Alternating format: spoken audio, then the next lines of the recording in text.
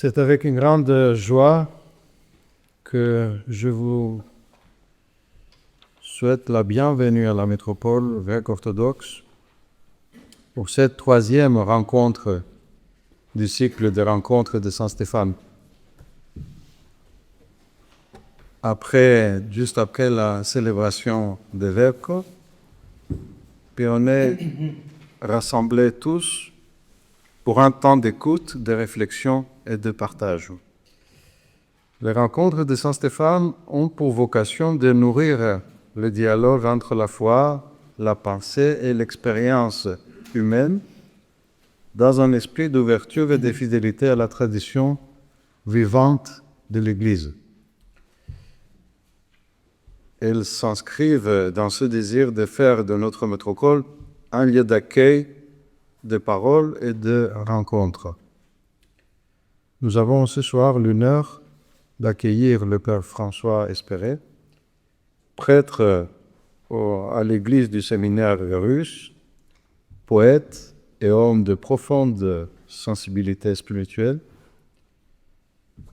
Il a d'ailleurs connu plusieurs vies, officier de gendarmerie, administrateur de la ville de Paris, éditeur, conseiller de grands dirigeants après l'avoir été du maire de Paris. Père de famille, il a été ordonné diacre, vous me corrigez, père, en 2018, oui, c'est... et prêtre en 2022. Et il officie toujours au séminaire russe d'Épinay-sur-Sénart. Le thème qu'il a choisi d'aborder, l'épreuve de l'exil et la fécondité théologique, touche une réalité à la fois douloureuse et profondément actuelle, mais aussi une expérience biblique et ecclésiale majeure où la dépossession peut devenir source de fécondité, de créativité spirituelle et de renouvellement de la pensée théologique. Je tiens à remercier chaleureusement le Père François pour sa présence parmi nous et pour sa disponibilité à partager sa réflexion avec nous ce soir. Je remercie également notre cher professeur, M. Pisostagis, qui est toujours avec nous et qui anime nos rencontres et nos discussions. Et je vous souhaite à tous une bonne conférence. Merci beaucoup, Monseigneur. Alors, vous avez déjà énuméré les qualités du Père François. Je n'ai rien à ajouter, sinon que d'abord, sa famille est nombreuse. Et donc, c'est un détail important. Et puis aussi, pour l'avoir reçu à la radio, que c'est un excellent orateur et quelqu'un qui sait partager et rendre toujours ses propos très intéressants. Alors, vous avez choisi, mon père, un titre, l'épreuve de l'exil et la fécondité théologique, qui contient peut-être, à la première lecture, une sorte de paradoxe comme ça. Il y a un terme qui semble être un peu négatif avec l'exil, et puis évidemment un terme qui ne peut être que positif avec la fécondité. Vous allez nous en parler. Alors j'ai réfléchi un peu, est-ce que la Bible donne des exemples de l'exil toujours positif ou toujours négatif? Moi, je crois qu'il donne les deux, parce que l'exil en Égypte, évidemment, n'est pas quelque chose de positif.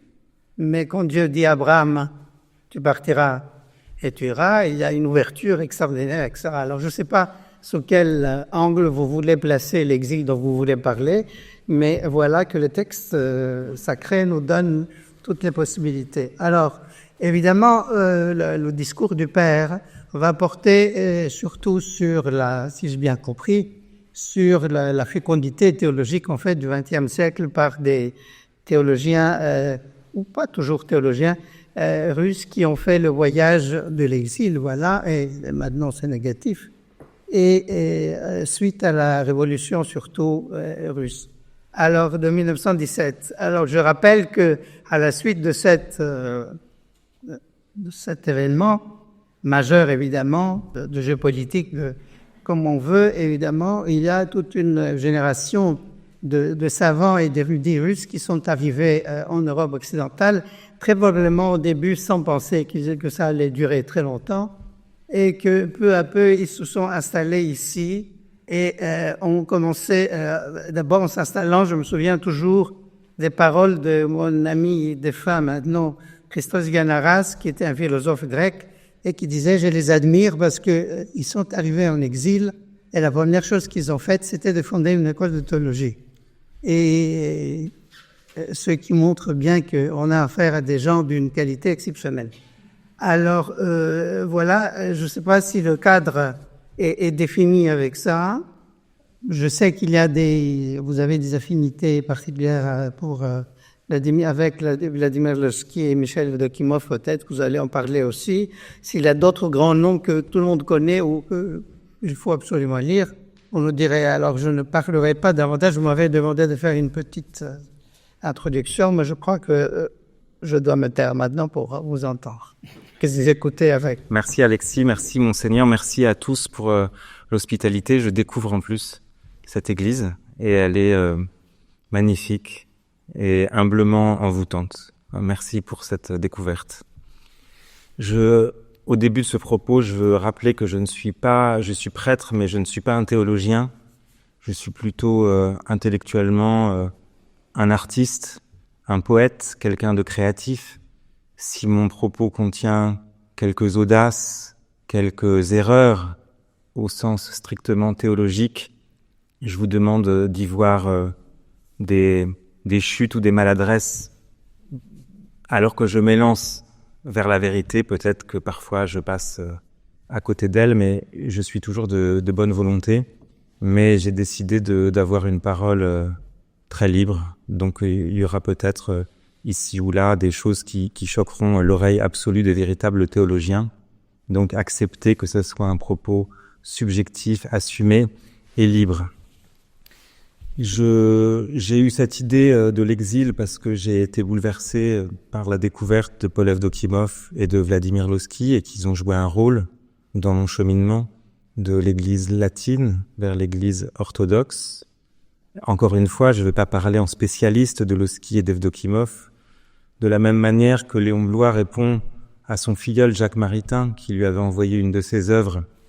Cher Jacques, je ne peux pas vous dire grand-chose, je ne comprends que ce que je devine. Et votre théologie thomiste, même si elle a l'air absolument formidable, j'y reste en partie étranger. De la même manière, je n'ai compris de Lossky et d'Evdokimov que ce que j'ai deviné. J'y ai beaucoup deviné, mais tout ça est sans doute assez peu raisonnable. Donc je vais encore une fois situer mon propos là-dedans dans quelque chose d'assez intuitif. Par l'école de Paris, j'entends particulièrement Evdokimov, Lossky, Meyendorff, c'est-à-dire tous ces auteurs qui se sont livrés à une grande anamnèse patristique et qui ont traduit pour leur époque et pour les époques ultérieures la somme des pères en y introduisant un levain particulier, le levain introduit dans la patristique. Et ce levain, de mon point de vue, c'est l'exil. C'est leur exil personnel qui les a élus à nous donner accès aux richesses de la patristique. J'ai donc envie de réfléchir à ce sujet et plus largement, au travers de cette réflexion, de saisir pour chacun d'entre nous à l'endroit où il est exilé. Et nous avons tous des parties d'âme, des parties de corps, des moments de notre vie où nous avons connu l'exil, où nous allons connaître l'exil.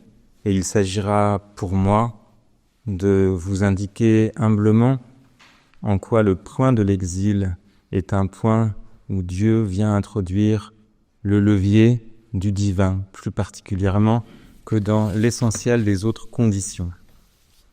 Ma découverte de l'orthodoxie par Paul Evdokimov d'abord, puis Vladimir Lossky, date d'une époque d'aridité, de lucidité aride, où je lisais beaucoup les auteurs de critique sociale, Marx, Debord, l'Encyclopédie des nuisances, et où j'étais frappé par la très grande intelligence et la très grande précision de leur langue.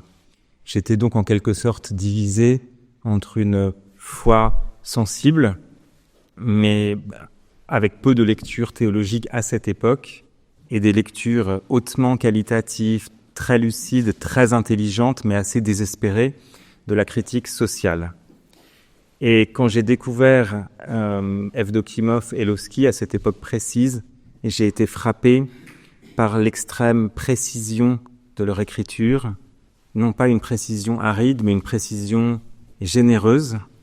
Et c'est ça qui m'a immédiatement attiré. J'ai donc été capté d'abord par la clarté de leur style, par la clarté de leur langue, ce qui, évidemment, a un lien, quand on lit la Bible, avec ce qu'est l'homme, puisque l'essentiel de l'image et de la ressemblance divine se joue d'abord à l'endroit du langage.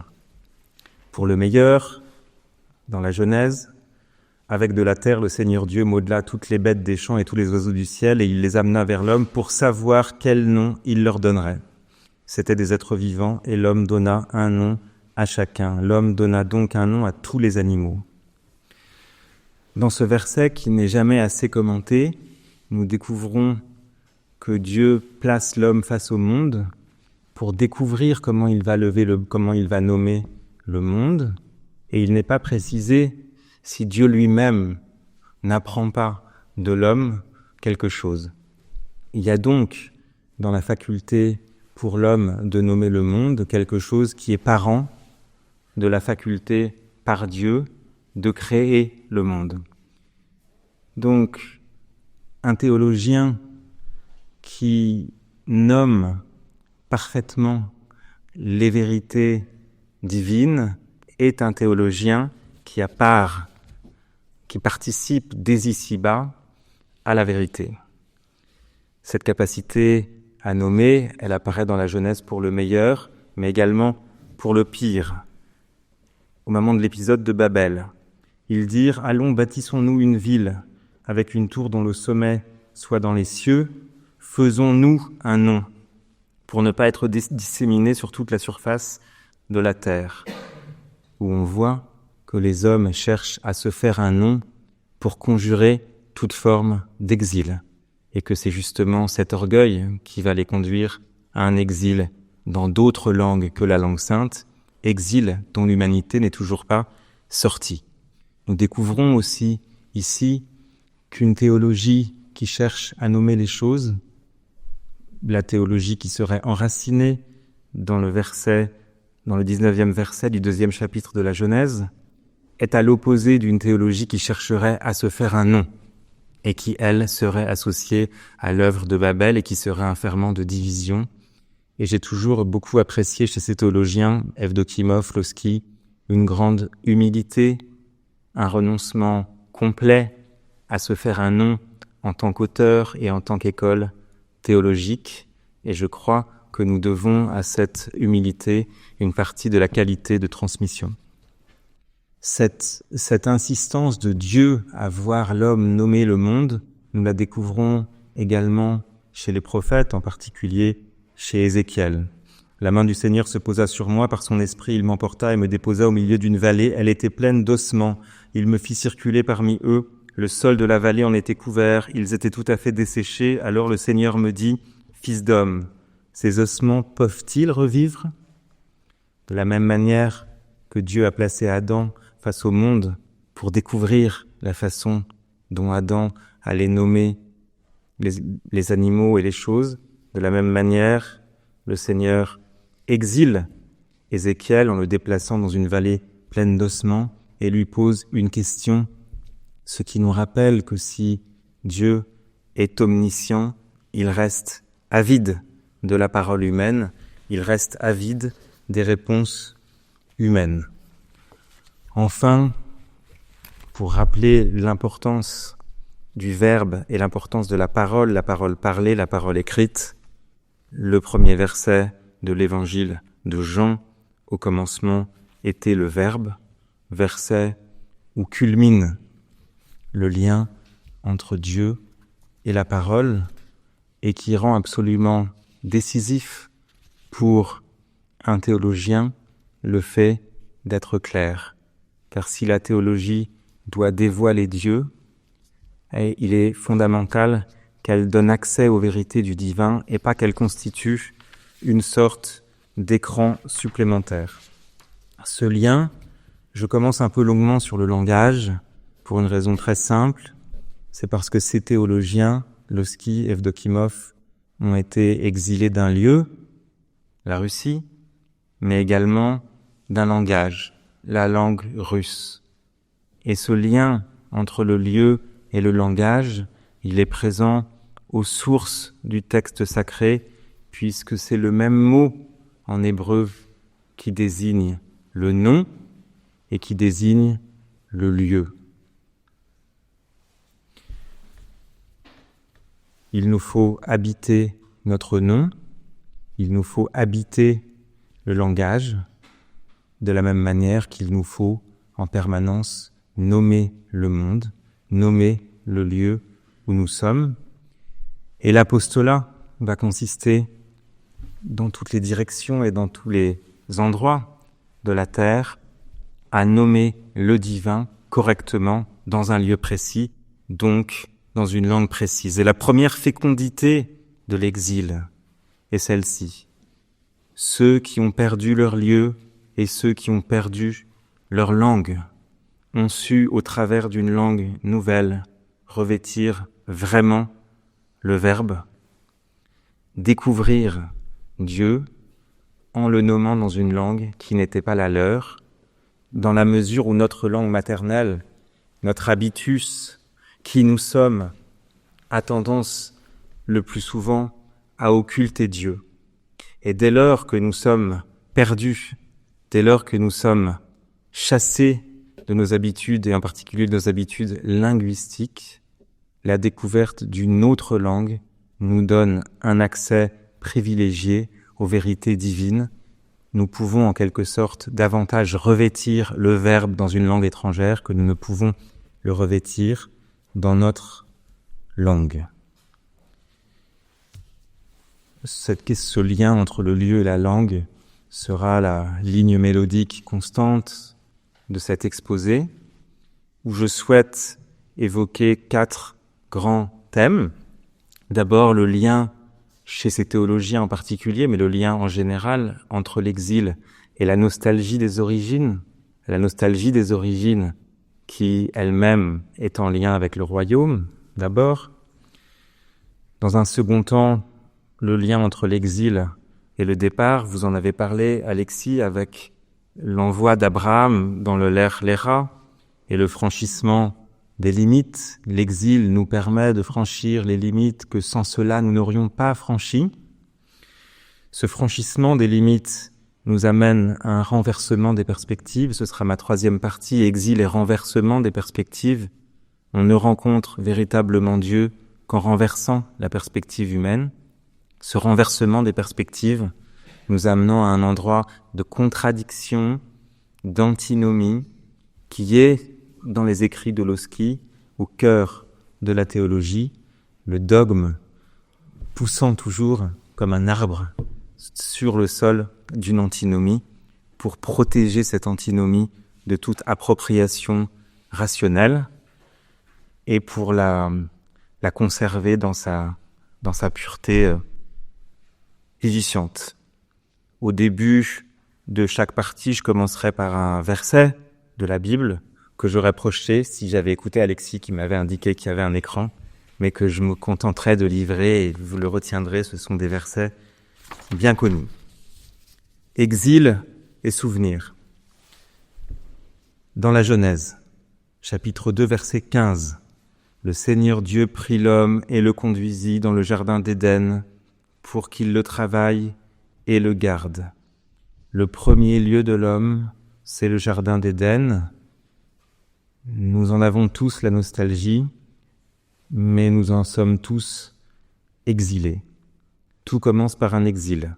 L'exil n'est pas seulement ce que nous craignons pour nous-mêmes et ce que nous déplorons pour les autres. L'exil est la source de notre vie. Notre âme est exilée dans notre corps.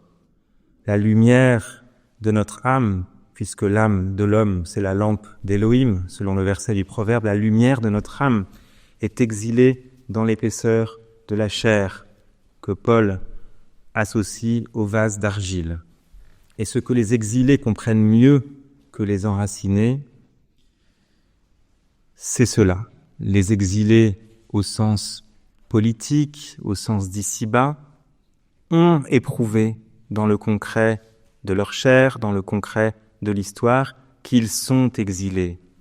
Là où les enracinés croient pour les plus heureux d'entre eux être en Éden, et pour les plus malheureux d'entre eux qu'il n'y a pas d'Éden, les exilés savent qu'il y a un Éden, leur langue maternelle, le souvenir d'une mélodie, le souvenir d'une odeur, le souvenir de la couleur d'une terre, d'un coucher de soleil propre à chaque pays, le souvenir des intonations d'une langue, et ils savent qu'ils l'ont perdu. Ils ont donc compris, grâce à l'exil, la condition humaine qui est une condition d'exil.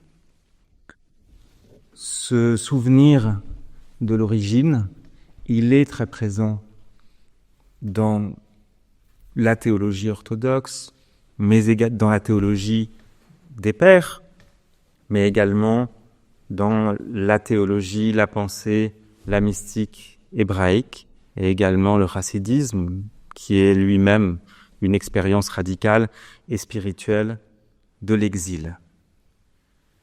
Dans ce verset, le Seigneur prit l'homme et le conduisit dans le jardin d'Éden pour qu'il le travaille et le garde. Le Zohar s'interroge sur ces deux occurrences, pour qu'il le travaille et le garde. Et le Zohar associe ces deux occurrences à la variation qui existe entre les 10 commandements dans l'Exode. Tu te souviendras du Shabbat, et dans le Deutéronome, tu garderas le Shabbat. Et le Zohar associe ce travail dans le jardin d'Éden au souvenir. Et le souvenir est principalement l'œuvre de l'exilé. L'exilé se souvient en permanence de ce qu'il a quitté, comme nous l'apprend le psaume 136, qui est le psaume de l'Église. Au bord des fleuves de Babylone, nous étions assis et nous pleurions, nous souvenant de Sion. Au saule des alentours, nous avions pendu nos harpes. C'est là que nos vainqueurs nous demandèrent des chansons. Et nos bourreaux des airs joyeux. Chantez-nous, disaient-ils, quelques chants de Sion. Comment chanterions-nous un chant du Seigneur sur une terre étrangère? Si je t'oublie, Jérusalem, que ma main droite m'oublie, je veux que ma langue s'attache à mon palais si je perds ton souvenir. Si je n'élève Jérusalem au sommet de ma joie. Nous sommes au cœur de l'exil, où l'impossibilité de chanter devient le motif du chant. Ce qu'un autre exilé, Adorno, exilé aux États-Unis, va dire au sujet de Benjamin, exilé en France, la tristesse de telles connaissances fait que dans la vie quotidienne, on les refoule. Pourtant, cette tristesse est le sceau de la vérité. La tristesse est le sceau de la vérité et l'exilé est celui chez qui le souvenir est trop prégnant pour qu'il le refoule, chez qui la tristesse est bienfaisante au travers du souvenir.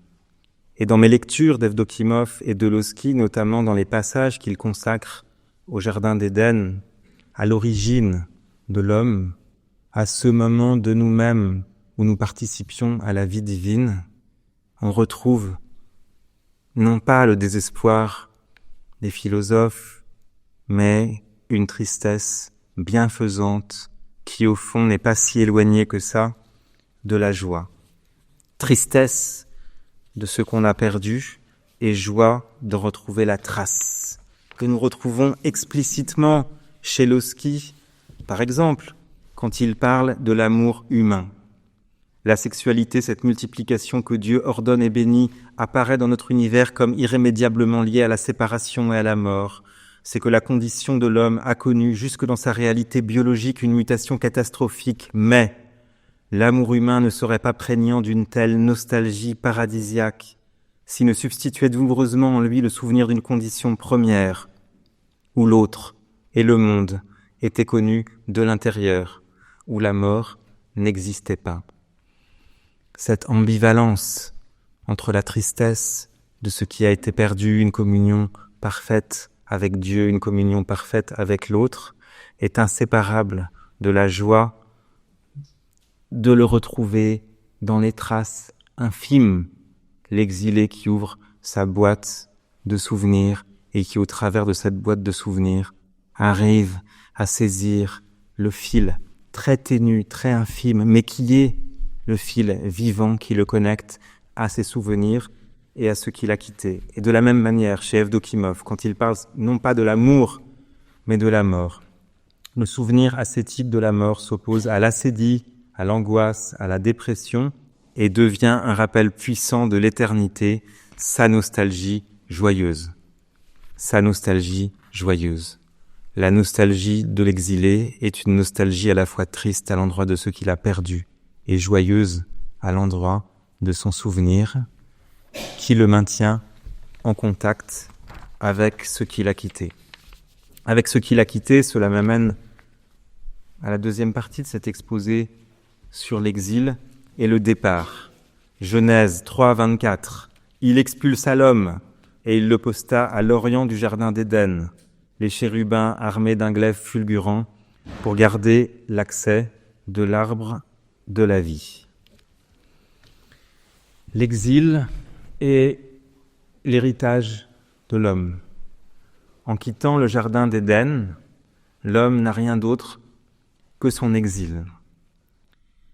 Et l'étude de la gématria, c'est-à-dire de la valeur numérique en hébreu, nous permet d'aboutir exactement au même résultat, puisque la valeur numérique de l'héritage, Nahala, 93, est la même valeur numérique que Migan, c'est-à-dire depuis le jardin, dans ce même verset. Il l'expulsa du jardin, depuis le jardin. On peut donc établir un parallèle entre l'héritage et l'exil. L'exil est le propre de l'homme. L'exil est la condition de l'homme. Et l'homme n'atteindra le salut qu'en passant par l'exil. Entre le mot qui désigne l'exil, en hébreu, gala ou gola, et le mot qui désigne le salut, il n'y a qu'un aleph. Si vous prenez le mot exil et que vous lui rajoutez un aleph, le aleph divin, c'est-à-dire Dieu, vous obtiendrez le salut. Ce qui nous indique qu'il faut passer par l'exil pour atteindre le salut, comme il faut passer par l'Égypte pour atteindre la terre promise.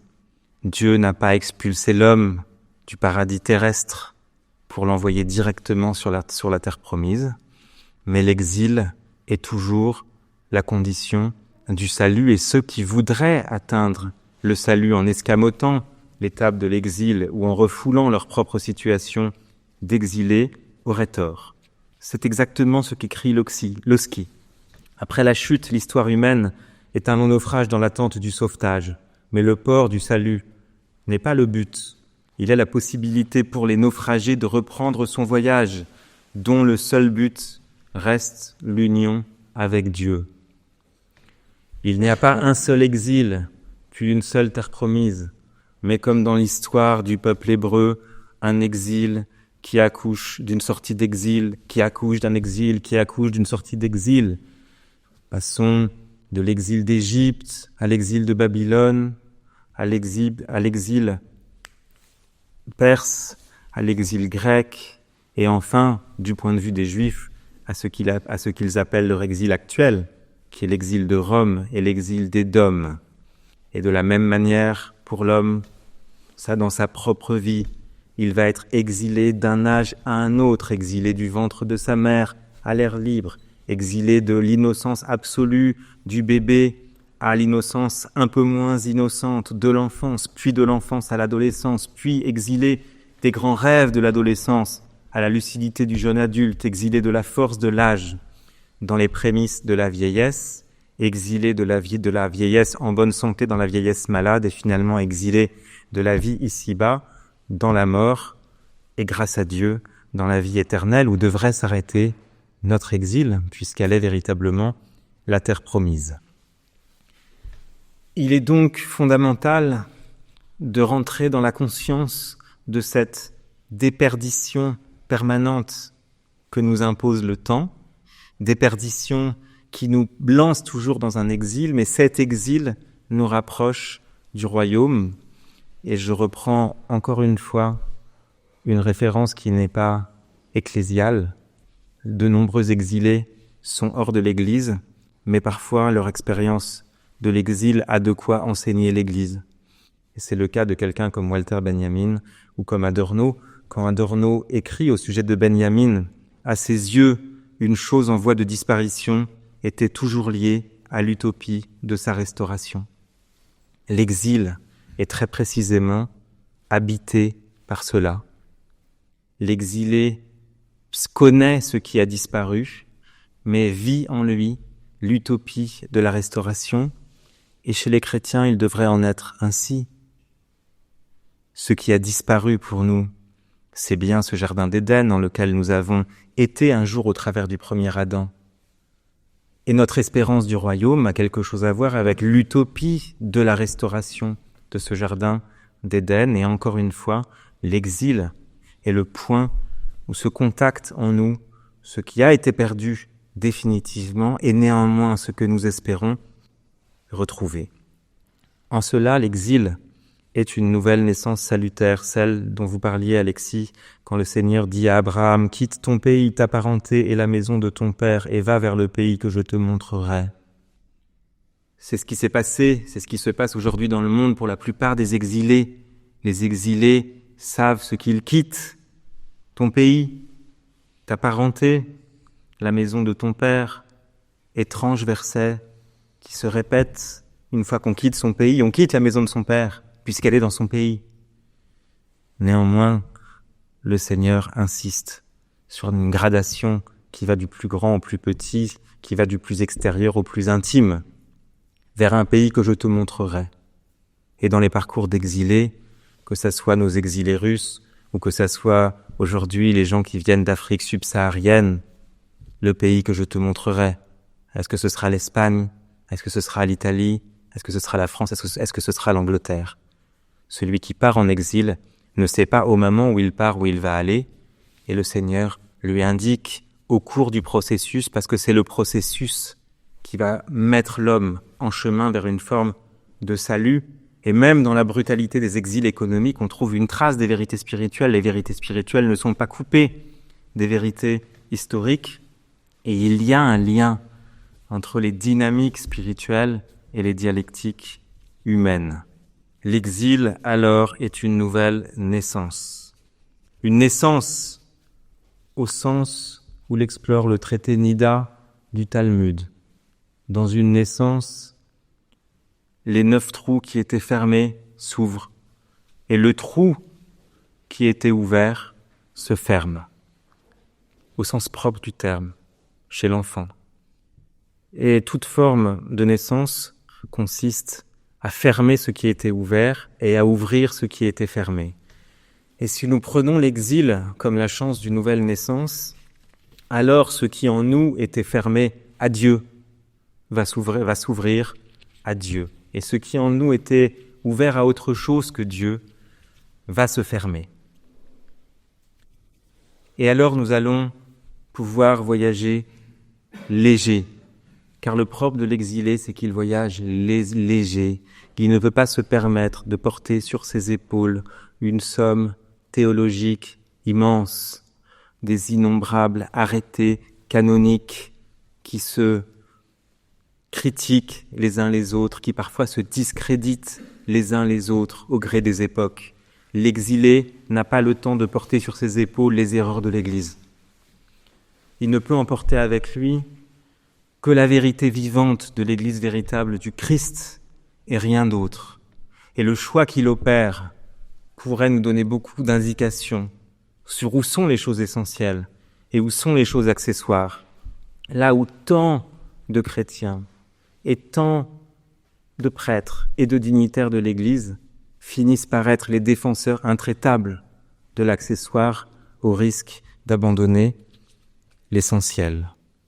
Paul Evdokimov écrit à ce sujet une phrase toute simple, une phrase qui a la simplicité de l'Église, de l'exil.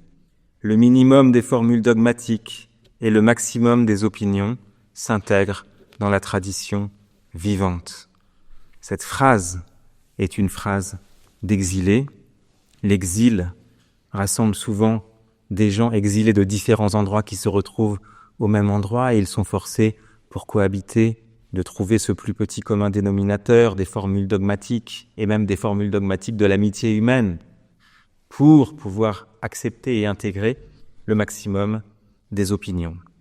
L'exil devient donc alors une dynamique constante de sortie des limites. Je suis le Seigneur ton Dieu qui t'a fait sortir du pays d'Égypte, de la maison d'esclavage. Pourquoi le texte fondamental des 10 commandements commence-t-il par cette autobiographie très étrange de Dieu ? Je suis le Seigneur ton Dieu qui t'a fait sortir du pays d'Égypte. Dieu n'a-t-il fait que ça ? Et pourquoi pas je suis le Seigneur ton Dieu qui a créé le monde ? Et pourquoi pas je suis le Seigneur ton Dieu qui a créé l'univers qui est immense à côté de ton petit monde ? Parce que l'Égypte Mitzraïm signifie les limites. Et que la définition de Dieu, la définition que Dieu donne de lui-même, avant ces 10 commandements, comme premier des 10 commandements, c'est « Je suis le Dieu qui te fait sortir des limites ». Le divin, quand il vient émerger dans le champ de la création et dans le champ de l'humain, se définit lui-même comme celui qui fait sortir des limites. Et l'exil a comme caractéristique de faire sortir des limites nationales d'abord, mais assez souvent des limites affectives aussi, d'un certain nombre d'attachements qui ont beau être très forts, mais qui ne méritaient pas et qui ne méritent pas dans nos vies de bloquer Dieu, de bloquer les dynamiques du divin. Le divin nous fait sortir de toute forme de limite et l'exil, encore une fois, nous donne l'exemple de l'extraordinaire capacité de l'être humain à survivre en dehors de ses limites, même à se retrouver en dehors de ses limites. Il y a dans toutes les diasporas du XXe siècle, la diaspora orthodoxe, mais également les diasporas juives, un grand nombre parmi tous ces gens-là d'inventeurs, d'artistes, parce qu'ils ont été vivifiés par l'exil. Evdokimov écrit à ce sujet « La déprise de soi opère la sortie vers l'autre et l'infiniment petit de l'humanité déclenche l'immensité des énergies déifiantes de Dieu. » L'exil est cette condition où nous sommes contraints de nous quitter pour mieux nous trouver et ce faisant pour mieux trouver Dieu. Bien loin de la satiété, bien loin des certitudes, bien loin de cette forme d'endormissement des serviteurs qui sombrent dans le sommeil au lieu d'attendre leur maître. Si notre vie est fermée sur elle-même, comment pourrait-elle s'ouvrir à la révélation ? Comment pourrait-elle accueillir Dieu ? L'Église vient briser les parties ossifiées de notre vie, les carapaces. L'exil abolit les frontières du pays, l'exil abolit les murs de la maison, l'exil abolit le sentiment et la réalité de l'acte de propriété, et c'est par les brisures infligées par l'exil que rentre la lumière. L'exil force l'homme au mouvement, et c'est dans le mouvement que l'homme arrive à trouver une synergie avec la dynamique divine, comme tout l'Évangile ne cesse de nous l'enseigner. Pourquoi Jésus ne s'est-il pas établi en un seul endroit pendant ces 3 années vers lequel auraient pu converger tous les gens de la terre ? Jésus passe, il passa et dit, il passa et vit, il passa et appela, il met les gens à sa suite. Il entraîne les gens à le suivre dans une forme d'exil, en quittant leurs habitudes, leurs parents, leur métier. Meyendorff écrit le thème central, l'intuition de la théologie byzantine consiste à voir la nature de l'homme non pas comme une entité autonome, statique, fermée, mais en tant qu'une réalité dynamique déterminée dans son existence même par sa relation à Dieu. Celle-ci est d'ailleurs comprise comme processus ascendant et communion. Créé à l'image de Dieu, l'homme est appelé à réaliser librement une ressemblance divine. Nous avons là un renversement de perspective, puisque l'exil humain qui semble et qui est une véritable souffrance, une souffrance qui pourrait éloigner l'homme de Dieu, a en réalité la faculté de l'entraîner vers Dieu. Et ce renversement de perspective, au-delà de briser les frontières, l'exil, une fois qu'on a brisé les frontières, renverse les perspectives, et c'est assez souvent, et cela vaut particulièrement pour nous autres, hommes d'église ou personnes qui fréquentons les églises, assez souvent, il faut renverser les perspectives pour trouver Dieu, et c'est ce que va nous enseigner l'exil. Je choisis pour cette partie sur le renversement un verset du Nouveau Testament, Matthieu 20, 16. C'est ainsi que les derniers seront premiers et que les premiers seront derniers. Nous pensons ici aux aristocrates russes qui se sont retrouvés chauffeurs de maître, serveurs, des princesses qui se sont retrouvées femmes de ménage, des supérieurs de couvent qui se sont retrouvés comme ayant à peine l'autorisation et les moyens matériels de célébrer. Toute cette aristocratie qui était à la tête de la société russe et qui s'est retrouvée au talon de la société française. Renversement qui a conduit des penseurs et des théologiens à renverser leurs habitudes, à ne pas raisonner comme on raisonnait dans les grandes facultés de théologie, parfois très marquées par Hegel, avec une théologie assez sûre d'elle-même, parfois assez compliquée, et à revenir à quelque chose de très simple. L'exilé est celui qui revient aux fondamentaux. Lossky écrit « Plus Dieu s'éloigne, et plus la prière de l'homme s'approfondit. Plus l'élection se limite et plus son but s'universalise jusqu'à la pureté suprême de la Vierge, capable d'enfanter le Sauveur de l'humanité. Plus Dieu s'éloigne et plus la prière de l'homme s'approfondit.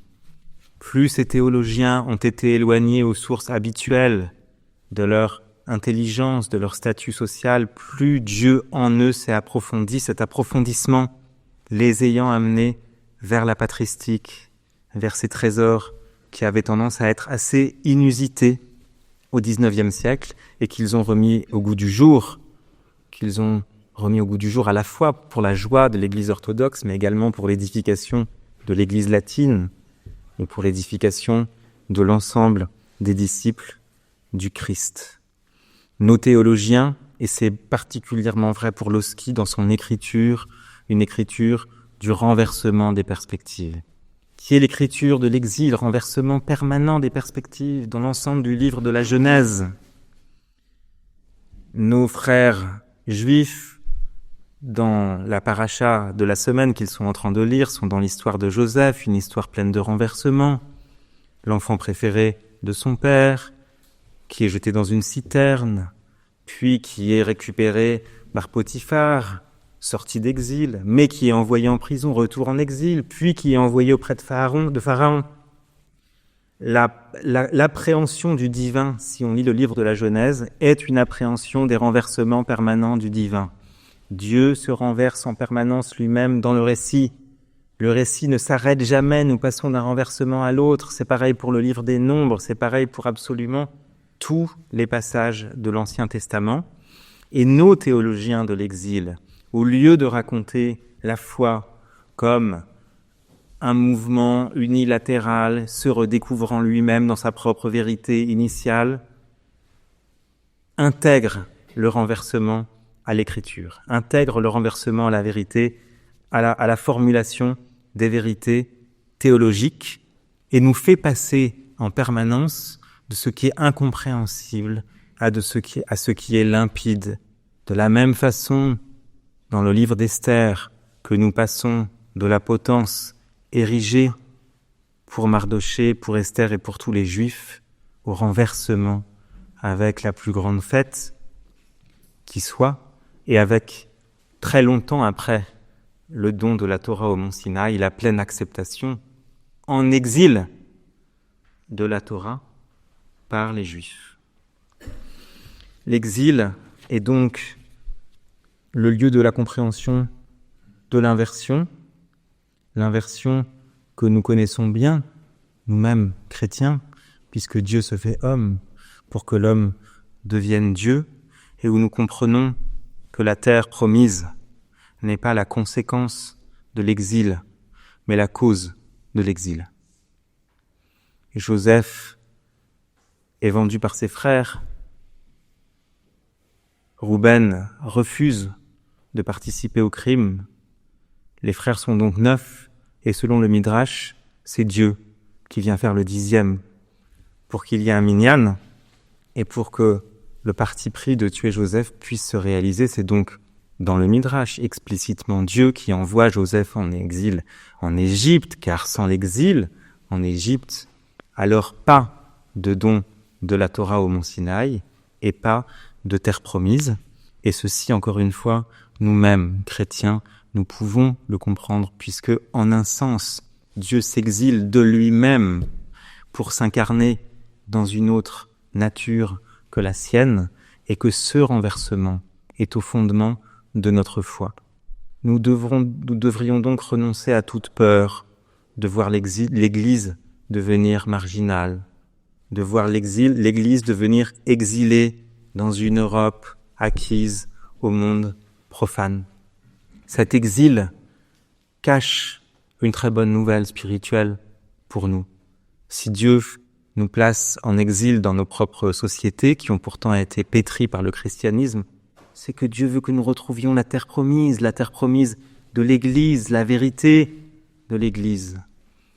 Et c'est un non-croyant, quelqu'un de très hostile à certaines pages au christianisme, qui nous a déjà expliqué cela au XIXe siècle.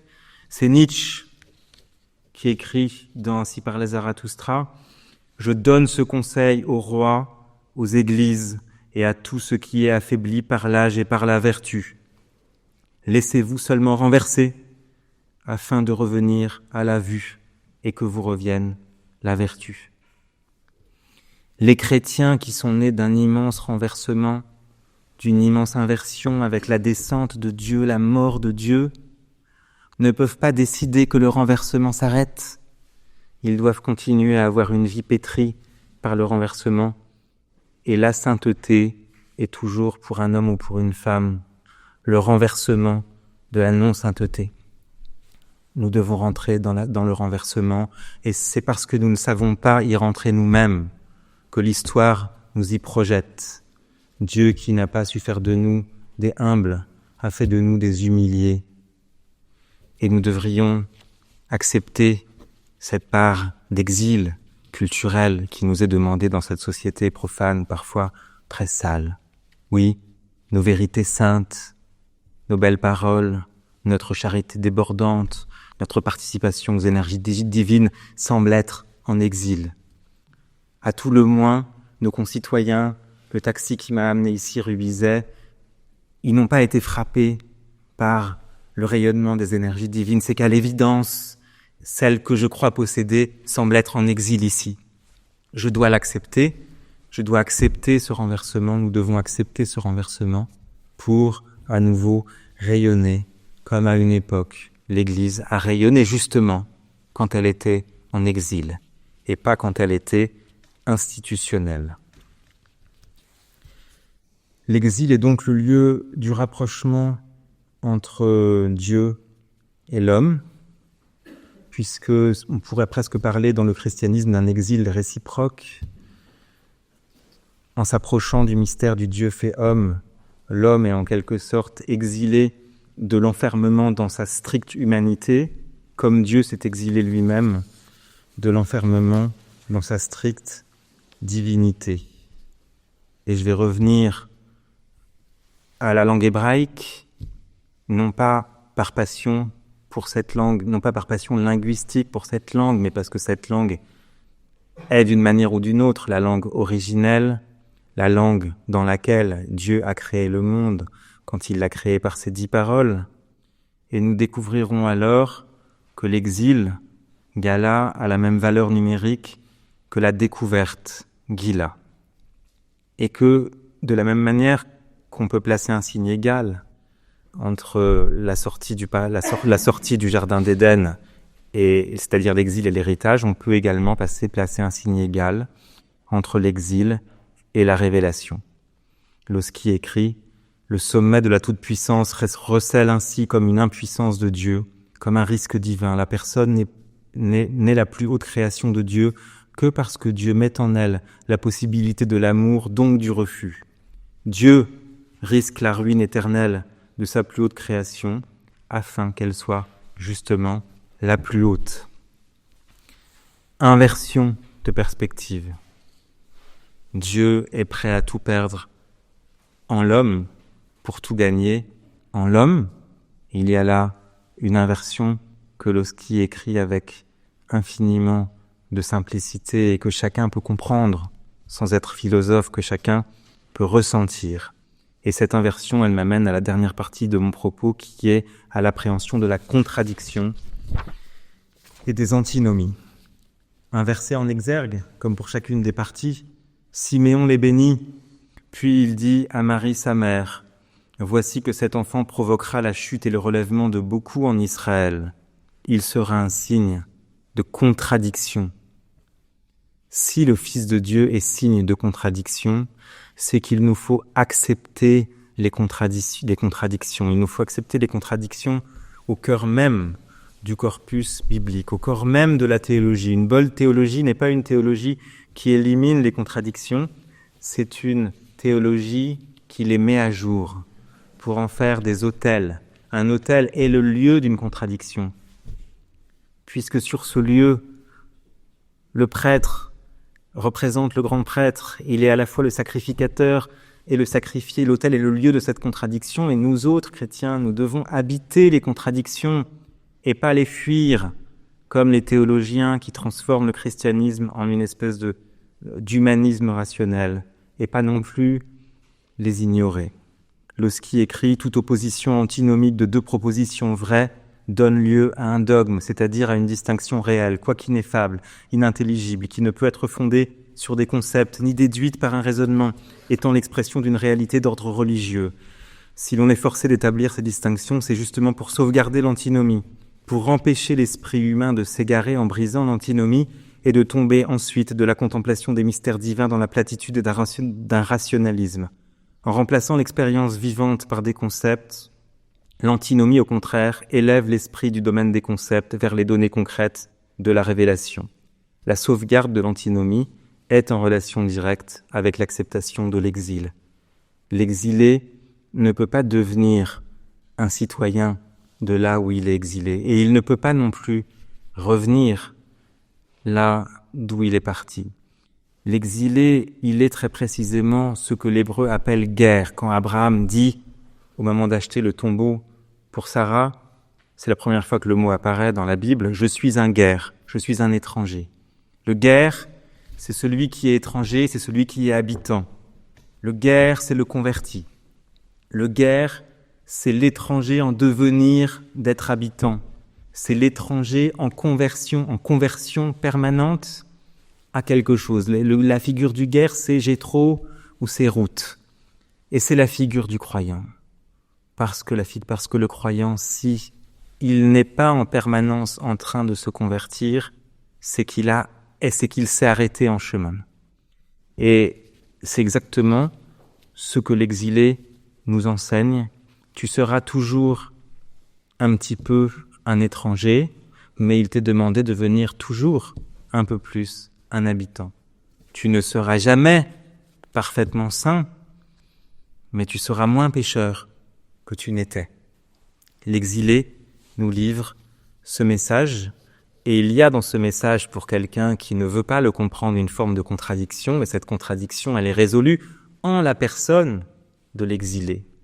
Quelqu'un pourra dire, ça n'existe pas la contradiction, mais alors il croiserait un exilé qui lui dirait, je suis la contradiction, j'existe. De la même manière que Grégoire Palamas a dit à ses contempteurs, vous me dites que cette participation n'existe pas, peut-être avez-vous raison, mais j'ai participé. Et c'est la réponse de l'expérience à l'impossibilité rationnelle de la contradiction, l'expérience qui dit « je suis la contradiction », l'expérience est contradiction, notre vie est contradiction, et si nous plaçons la contradiction en Dieu, alors nous commençons à trouver des corrélations, comme l'écrit Simone Weil. La corrélation représentable des contraires est une image de la corrélation transcendante des contradictoires. Dieu et la création sont un, Dieu et la création sont infiniment distants. Cette contradiction fondamentale se reflète dans celle du nécessaire et du bien. Sentir la distance, cet écartèlement, c'est crucifixion. Union des vertus contraires comme effet exclusif du surnaturel et signe propre de la grâce. On ne soumet pas les contraires, on soumet les contraires en soi à Dieu. Et nous sommes ici dans cet exil radical de la croix qui est contradiction vivante et vivifiante, la croix qui est exil radical de Dieu, exil radical de l'homme, et qui devient, pour les chrétiens, et en particulier pour les chrétiens orthodoxes qui célèbrent la croix vivifiante, le lieu, l'image en laquelle il est possible de voir, selon l'angle, l'exil et le salut. L'exil et le salut. L'exil est le salut. Ça, la croix. D'où l'importance de l'exil. Meyendorff, au sujet des contradictions et de l'orthodoxie, explique: le christianisme byzantin restera toujours conscient de l'inévitable tension entre ces deux aspects de la foi en tant que continuité et autorité doctrinale, et la foi en tant qu'expérience personnelle des saints, avec l'idée selon laquelle nous sommes toujours, au fond, exilés d'un côté à l'autre dans notre vie spirituelle. Parfois nous sommes exilés de l'autorité doctrinale, et à ce moment-là, Dieu nous apaise grâce à d'immenses grâces sensibles. Et parfois nous sommes exilés des grâces sensibles, nous sommes dans notre expérience coupés, il nous semble, de l'Esprit Saint, et à ce moment-là, c'est l'autorité doctrinale et la vie sacramentelle qui nous sauve, avec encore une fois, encore et toujours, l'exil qui voisine avec le salut. Cette double dimension, tristesse, déploration de ce qui a été perdu et espérance de le retrouver, on la retrouve chez les deux fils de Joseph, Manassé et Éphraïm. Manassé qui signifie dans l'exil « je n'oublierai pas mon héritage, je resterai fidèle à ce que j'ai perdu » et Éphraïm qui explique « je fructifierai dans ce monde. Je n'oublierai pas ma source, je n'oublierai pas le jardin d'Éden, je n'oublierai pas qu'un jour, dans ce monde à venir qui est pour moi situé dans le passé, j'ai participé en plénitude à Dieu. Je ne l'oublierai pas, mais je fructifierai dans ce monde pour revenir à cet état édénique. Cette antinomie de l'exilé, elle a été saisie par ces théologiens, Lossky et Evdokimov, comme elle a été saisie par peu de théologiens, mais par beaucoup d'artistes. La plupart des personnes dans l'Église ou autour de l'Église qui saisissent ces antinomies, ce sont les artistes. C'est Fra Angelico à Florence. Sa peinture manifeste, chaque peinture, l'exil et le salut. L'exil et le salut, non pas comme deux temps séparés, mais comme se générant chacun l'un l'autre, et nous pouvons rendre grâce à Evdokimov, à Lossky, à Meyendorff, à leurs disciples, d'avoir fait rentrer ce qui était le privilège des artistes, d'avoir fait rentrer l'informulable dans une formulation claire qui nous éclaire, une formulation claire. Je reviens pour terminer au début de mon propos. Par l'exil d'une langue dans une autre, à Babel, l'humanité perd la langue sainte.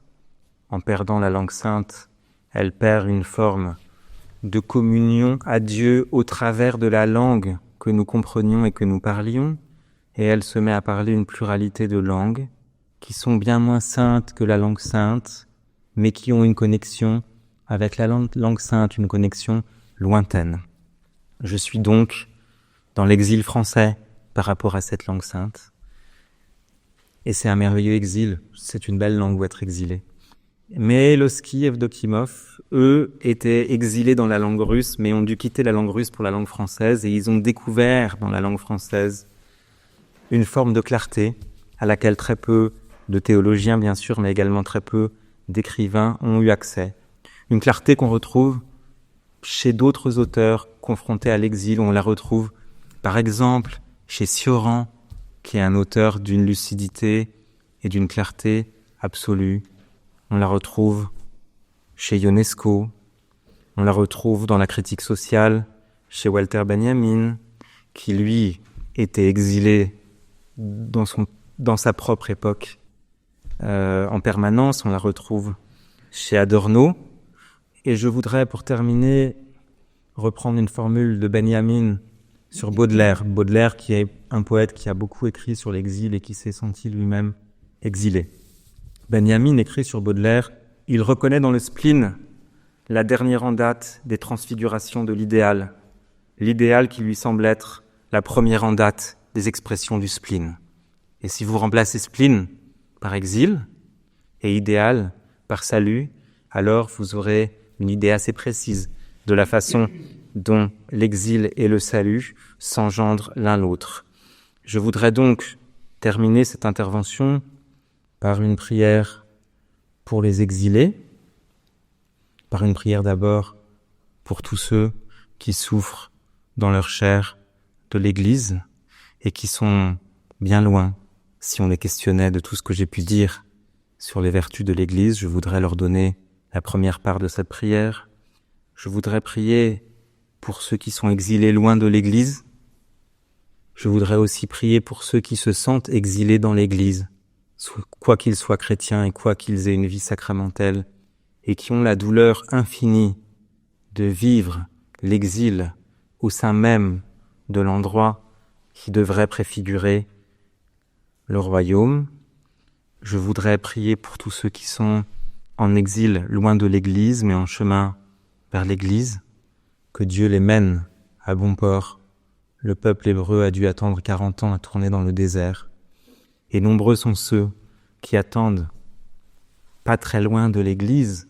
Le désert n'était pas très loin de la terre de Canaan, mais qui pour toutes sortes de raisons n'entrent pas dans l'Église. Je voudrais prier pour tous ces exilés, je voudrais prier pour chacun d'entre nous, pour que nos points personnels d'exil, intellectuels, affectifs, parfois amoureux, ne soient pas seulement pour nous des lieux de souffrance, mais des lieux de renversement, et pour que nous découvrions en nous-mêmes d'une manière particulièrement intime la puissance salvatrice de l'antinomie. Je termine pour de bon, Alexis, en vous citant une belle parole du Baal Shem Tov qui dit « Si je tombe, ne me relevez pas. Celui qui me relèvera, c'est l'homme que je serai devenu. » Alors, je transcrirai ça en disant « Si je suis exilé, ne me libérez pas. Celui qui me libérera, celui qui sera libéré, c'est l'homme que je serai devenu. » Merci.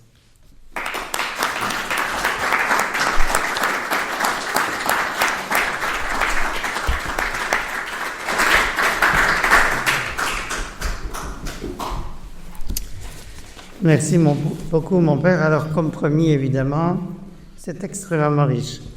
Alors, c'est un peu difficile pour moi parce que je dois résumer un peu.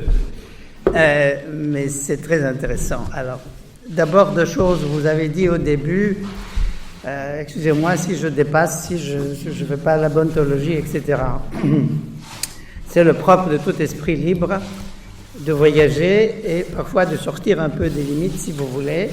Mais je peux vous assurer que même des pères de l'Église très vénérés ont des textes dans lesquels il y a des phrases, si elles sont prises toutes seules, on peut douter de leur orthodoxie. Et pourtant, ce sont de très grands noms. Donc, il faut toujours revenir évidemment à la base, si je puis dire, mais à la réflexion et surtout si elle est si féconde.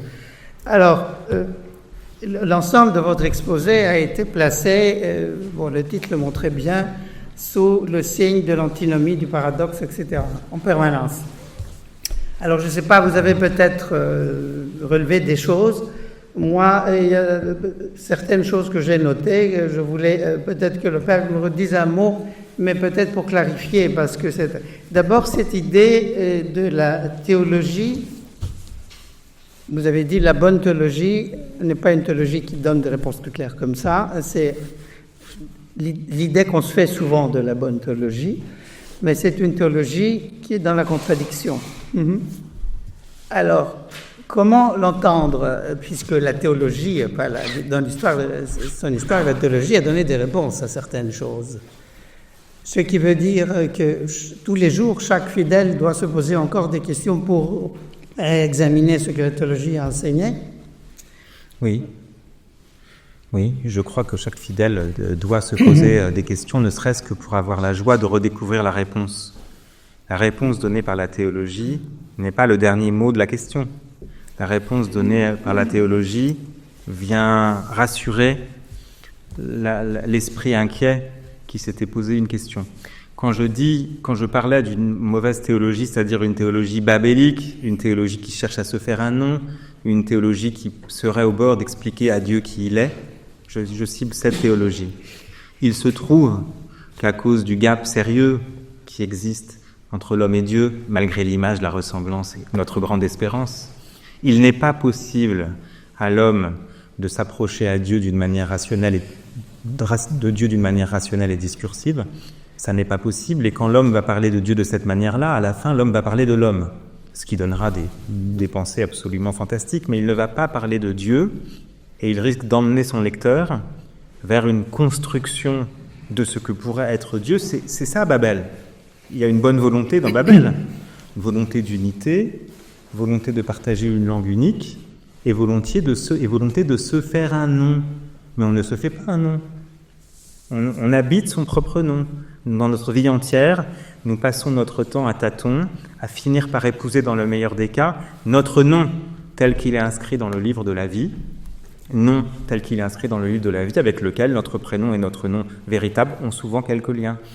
Donc, je ne dis pas qu'une bonne théologie, c'est une théologie faite de paradoxes, de fragments, une sorte de théologie héraclitéenne, nietzschéenne. C'est pas ça que je dis. Je dis que s'approcher sincèrement de Dieu, c'est éprouver les contradictions de Dieu du point de vue humain. Qu'est-ce que c'est que ces histoires ? Qu'est-ce que c'est que cette histoire des deux premiers frères de l'humanité qui s'entretuent ? Pourquoi ? Qu'est-ce que c'est que toute cette histoire ? Qu'est-ce que c'est que cette histoire d'un Dieu qui balaye tout avec le déluge, puis parce qu'il a senti l'odeur d'un sacrifice, prend le serment de ne plus jamais tuer l'humanité ? Alors ça tient à ça. Donc, le texte sacré est rempli de contradictions. La généalogie du Messie comprend la transgression des 36 interdits sexuels dérivés de la Torah. L'incarnation du Fils de Dieu est un signe de contradiction, comme Siméon le formule lui-même. Comment, en s'appuyant sur un texte sacré qui est pour nous un signe de contradiction, je vous rappelle que Moïse brise les tables dans un mouvement de colère qui est quand même excessif. C'est pas parce que le peuple hébreu a fait un veau d'or qu'il faut casser les tables, les premières tables écrites de la main même de Dieu. Les secondes seront écrites par Moïse, mais les premières de la main même de Dieu. Donc la contradiction est partout. Toute personne qui voudrait donner un exposé simplement constructif et rationnel de la foi chrétienne pourrait être attaquée d'une manière virulente par un vrai rationaliste qui lui exposerait les contradictions du texte sacré, les contradictions même de la prédication du Christ.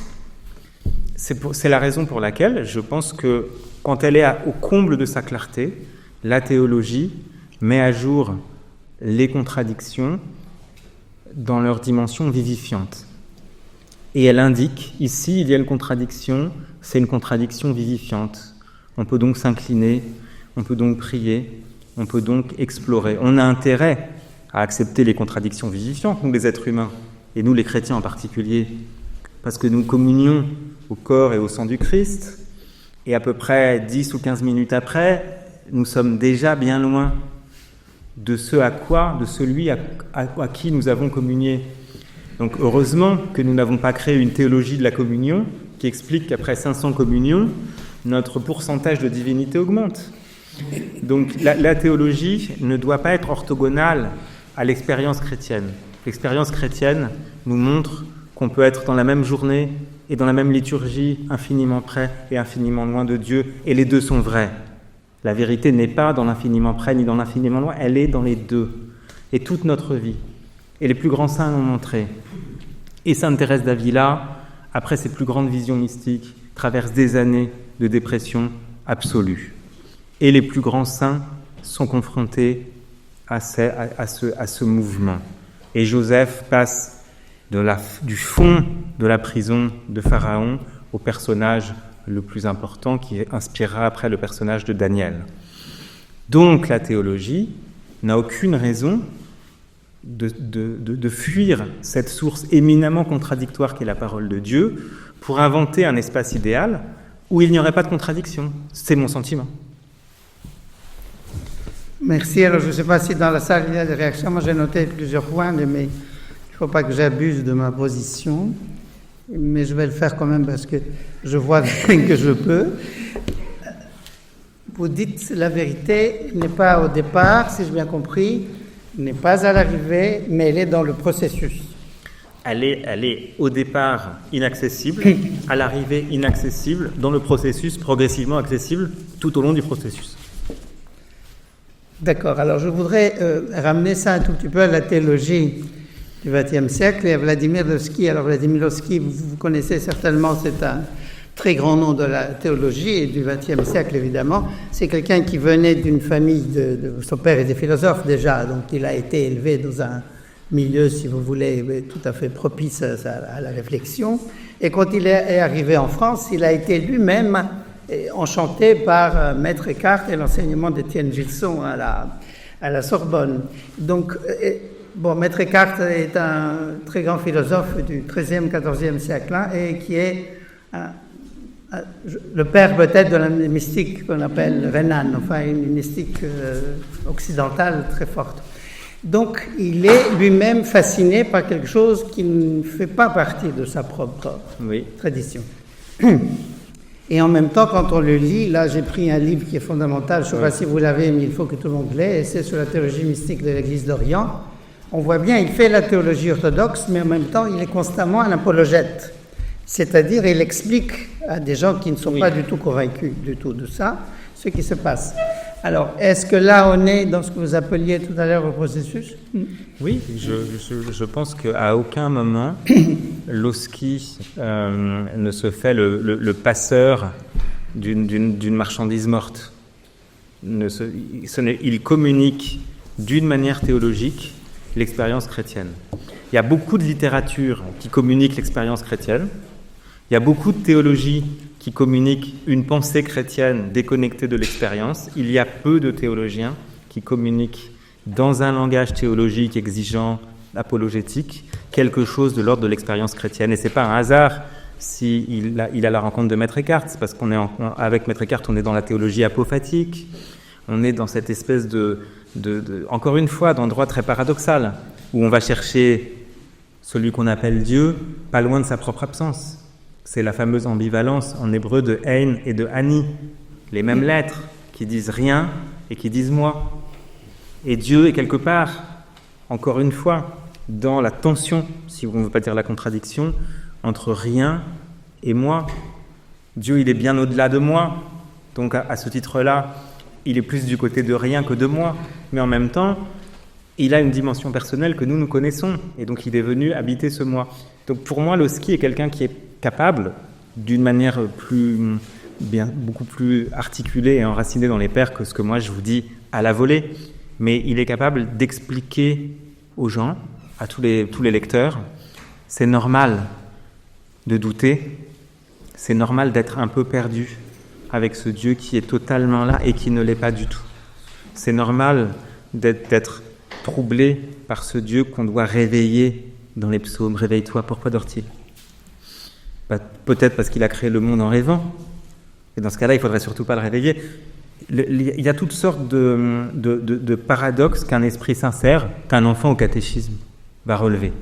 Un enfant va relever le paradoxe. Pourquoi ? Et pourquoi ça ? Et pourquoi ça ? Les anges montaient et descendaient le long d'une échelle. Ils ont besoin d'une échelle, les anges ?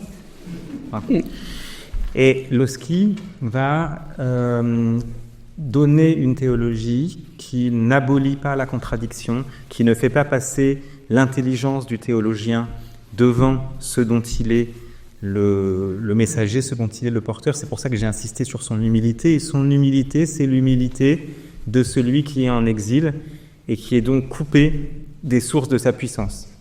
Alors à ce moment-là, qu'est-ce qu'il a? Il a l'héritage de la théologie mystique de l'Église d'Orient. Et c'est son patrimoine à Lossky. C'est un patrimoine immatériel.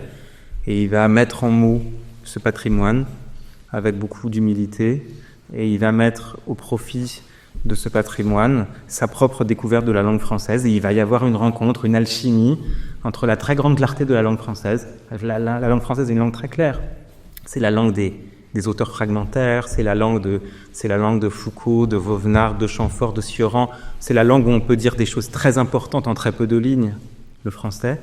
Et Lossky va saisir cette efficacité du français. Le français est une langue où on peut ne pas se répéter. Les castres. La nuance, il va mettre tout ça au profit de la théologie mystique. Et on va avoir, dans un processus alchimique un peu comparable à celui du pain, on va d'un coup avoir ce livre. Essai sur la théologie mystique de l'Église d'Orient. C'est magnifiquement écrit, c'est magnifiquement pensé, c'est d'un esprit, de mon point de vue, un des plus grands esprits du XXe siècle, toute matière confondue, mais il est mort jeune. Et il a mis tout son génie, non pas dans le fait de se répandre, non pas dans le fait de dire qui il est, mais dans le fait de dire quelle est cette chose que j'ai emportée avec moi, quelle est cette théologie mystique de l'Église d'Orient. Et c'est à ça que je voulais rendre hommage en premier ce soir. Une réaction, une question, quelque chose de la salle? Moi j'ai encore une question, mais je voudrais d'abord... Le Père Georges, oui.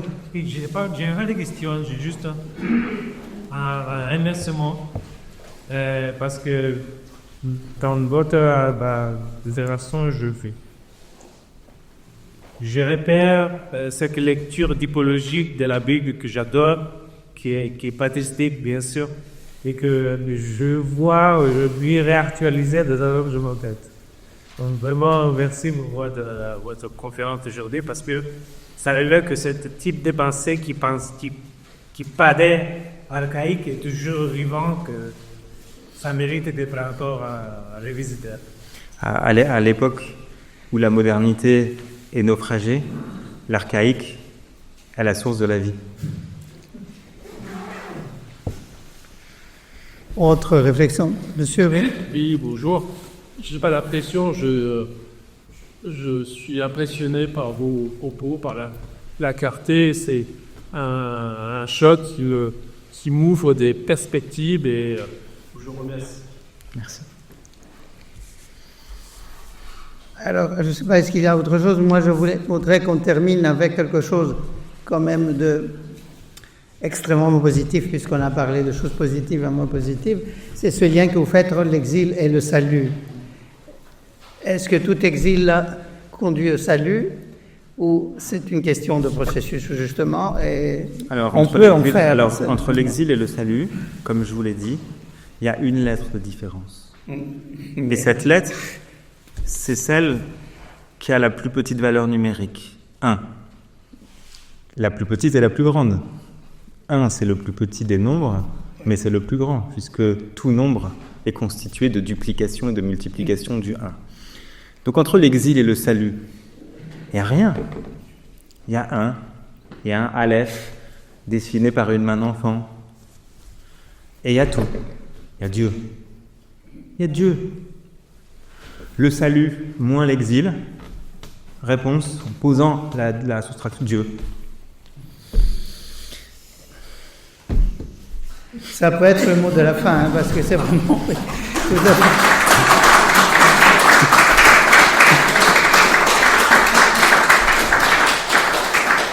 Bon, pour terminer, évidemment, nous remercions encore une fois le Père François. Je rappelle qu'il y a aussi des livres de lui, c'est pas moins fécond du tout, mais c'est plus précis comme sujet parce que ce sont des homélies en fait, inspirées du carême et de Pâques, etc. Et de l'apôtre Paul aussi, ce qui est très important aussi des épîtres. Et donc on peut voir cette pensée aussi dans l'explication, l'interprétation de choses qu'on entend dans l'Église, et c'est très important. Je voulais dire également que ces conférences s'arrêtent maintenant évidemment pour les fêtes, et on va reprendre le 10 février. Et cette fois-ci, ce sera un médecin, le docteur Jean Béthiaud, qui est psychiatre, et qui a étudié beaucoup le cas de Monseigneur Luc de Crimée, qui était un évêque saint, donc un saint, et qui était un évêque guérisseur, et donc qui a fait toute une théorie sur le fait que la guérison dépend également du corps, dépend également de la guérison de l'âme. Et le docteur Becchio dit, en tant que médecin, que certaines de ces idées sont maintenant, ces dernières années, confirmées par la médecine actuelle. La science, donc, vient retrouver, si vous voulez, des choses qui étaient attribuées à la spiritualité du personnage. C'est l'histoire de la science depuis toujours. Bah oui. Alors, un grand merci à tous. Alors, évidemment, on prolonge la soirée autour de la table qui est là, mais surtout autour du Père François qui reste avec nous encore un moment pour lui poser des questions. Un grand merci aussi à Monseigneur qui prévoit ça, et évidemment à tous les pères qui préparent tout ça. Et un grand merci à tous donc d'être là. Merci. Merci.